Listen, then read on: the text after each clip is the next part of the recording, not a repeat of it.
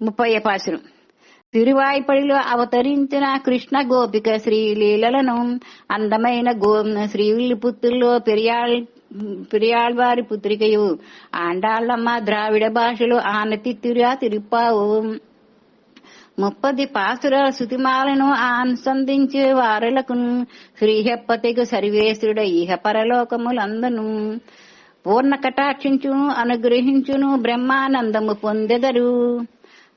రంగనాథుడు పరమాచార్యు అంతరాళమందు నిలిచితి సర్వజనులకు సులభమగు బోధనలను పలికించే మంత్రస్వరూపుడు రంగనాథుడు. మమ్మల్ని ఏలిన వారిలను రంగనాయకిని బోచిన వారికి తిరువడగెళ్లే ప్రయత్నించు.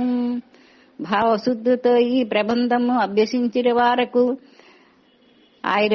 ఐశ్వర్యం మోక్షమును ప్రసాదించును, ఇహపర సౌఖ్యాలను ప్రసాదించును.